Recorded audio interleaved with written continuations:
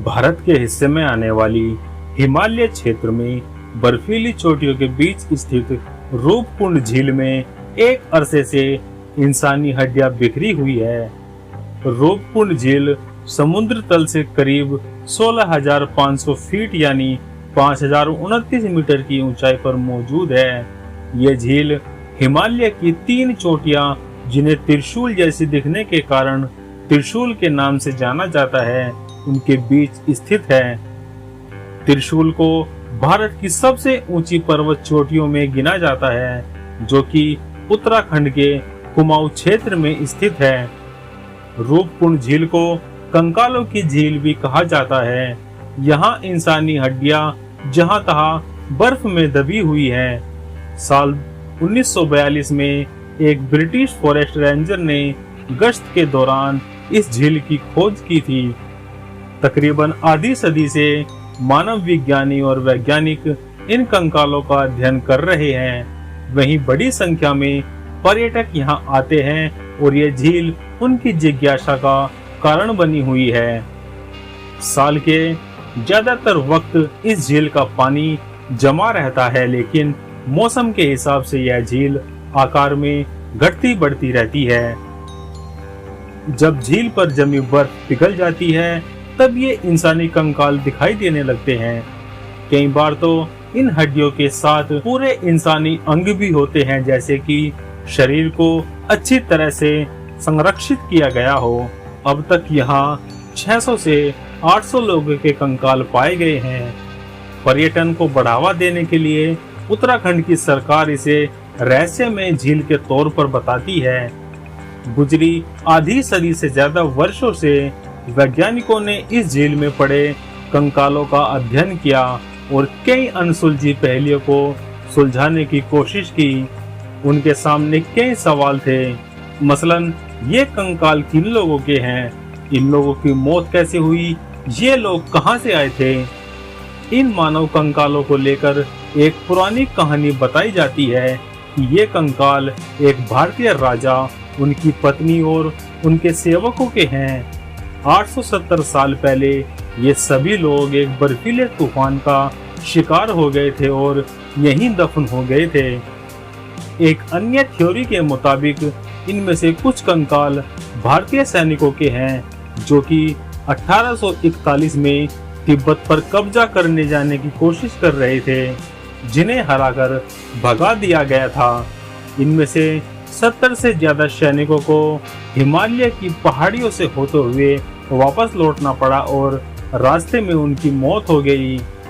एक अन्य कहानी के अनुसार माना जाता है कि यह कब्रगाह हो सकती है जहां किसी महामारी के शिकार लोगों को दफनाया गया हो।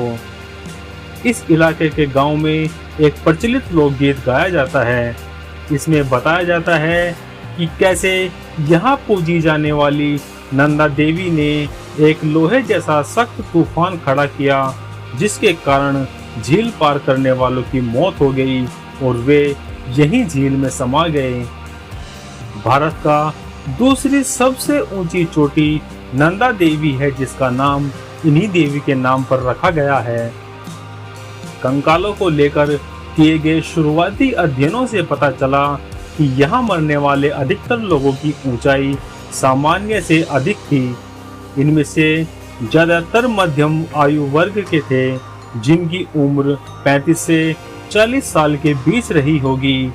इनमें उम्र दराज महिलाओं के भी कंकाल है, लेकिन बच्चों का कोई भी कंकाल नहीं है। इन सभी का स्वास्थ्य अच्छा रहा होगा। साथ ही आमतौर पर यह माना जाता है कि ये कंकाल एक ही समूह के लोगों के हैं, जो कि 9वीं सदी के दौरान किसी अचानक आई आपदा के दौरान मारे गए थे। 5 साल तक चले एक हालिया अध्ययन में कहा गया कि ये सभी कयास शायद सच नहीं है। इस अध्ययन में भारत समेत जर्मनी और अमेरिका के 16 संस्थानों के 28 सहलेखक शामिल रहे। वैज्ञानिकों ने जेनेटिक रूप से और कार्बन डेटिंग के आधार पर झील में मिले 38 इंसानी अवशेषों का अध्ययन किया। इनमें 15 महिलाओं के अवशेष शामिल हैं। इनमें से कुछ 1200 साल पहले के हैं। अध्ययनकर्ताओं ने पाया मरे हुए लोग जेनेटिक रूप से अलग अलग हैं और उनकी मौतों के बीच में 1000 साल तक का अंतर है। अध्ययन की मुख्य लेखिका ईडे ओइन हार ने हार्वर्ड यूनिवर्सिटी में पीएचडी की छात्र वे कहती हैं कि अभी भी यह साफ नहीं है कि रूपकुंड झील में आखिर क्या हुआ था, लेकिन हम यह बात जरूर कह सकते हैं कि ये सभी मौतें किसी एक घटना में नहीं हुई थी। इससे भी ज्यादा दिलचस्प यह है कि जेनेटिक स्टडी से पता चला है कि ये लोग अलग अलग मूल के थे। मसलन इसमें एक समूह के लोगों के जेनेटिक्स मौजूदा वक्त में दक्षिण एशिया में रहने वाले लोगों जैसे ही हैं, जबकि दूसरे समूह के लोगों के जेनेटिक्स मौजूदा वक्त के यूरोप के लोगों से मिलते जुलते हैं। खास तौर पर ये यूनान के द्वीप क्रीट में रहने वाले लोगों जैसे हैं। साथ ही दक्षिण एशिया से आने वाले लोग भी एक ही आबादी का हिस्सा नहीं लगते। हार्न कहती है जेनेटिक्स के आधार पर इनमें से कुछ इस उपमहाद्वीप की उत्तरी हिस्से के लोगों से मिलते जुलते हैं, जबकि अन्य दक्षिण हिस्से में बसे समूहों से मिलते जुलते हैं। तो ऐसे में क्या अलग अलग समूह के लोग कुछ 100 वर्षों के अंतराल पर छोटे जत्थों में इस झील के दौरे पर गए थे? क्या इनमें से कुछ किसी एक घटना में मारे गए? यह झील किसी ट्रेड रूट पर नहीं पड़ती, यानी व्यापार के लिए इस्तेमाल किए जाने वाले रास्तों का हिस्सा नहीं थी। इस जगह पर न तो कहीं हथियार मिले और न ही व्यापार का कोई भी सामान मिला। जेनेटिक अध्ययनों से इनमें से किसी भी प्राचीन बैक्टीरियल जीवाणु का भी पता नहीं चला, जिससे यह माना जा सके कि किसी खास बीमारी की वजह से ये लोग मारे गए थे। झील के रास्ते में पड़ने वाले एक तीर्थ स्थल से शायद इस बात का स्पष्टीकरण मिलता है कि लोग आखिर इस इलाके की यात्रा पर क्यों आए होंगे। अध्ययनों की माने तो 19वीं सदी के आखिर तक इस इलाके में तीर्थ यात्रा के कोई पुख्ता प्रमाण नहीं मिलते हैं, लेकिन 8वीं सदी और 10वीं सदी के स्थानीय मंदिरों में मिले शिलालेख इशारा करते हैं कि यहाँ उस दौर में लोग तीर्थ यात्रा पर जाया करते थे। ऐसे में वैज्ञानिकों का मानना है कि इस जगह पर कुछ कंकाल उन लोगों के हो सकते हैं जिनकी मौत किसी तीर्थ यात्रा के दौरान हुई होगी, लेकिन पूर्वी भूमध्य सागरीय इलाकों के लोग भारत के हिमालय की इन ऊंची पहाड़ियों पर मौजूद झील पर क्या करने गए थे? इस बात की उम्मीद कम जान पड़ती है कि यूरोप के लोग इतना लंबा सफर तय करके एक हिंदू तीर्थ यात्रा में हिस्सा लेने के लिए रूपकुंड पहुंचे होंगे।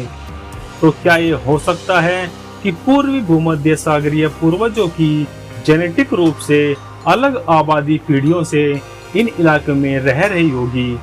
हार्ने कहती है कि हम अभी भी इन सब सवालों का जवाब ढूंढने की कोशिश कर रहे हैं और आज तक यह सिर्फ एक रहस्य ही बना हुआ है, जिसका आज तक कोई सटीक प्रमाण नहीं मिला। तो आज की हमारी ये वीडियो यहीं तक। अगर आपको हमारी ये वीडियो अच्छी लगी तो लाइक करें, शेयर करें और जाते जाते हमारे चैनल को सब्सक्राइब करें। तो मिलते हैं नेक्स्ट वीडियो में, तब तक के लिए बाय एंड टेक केयर।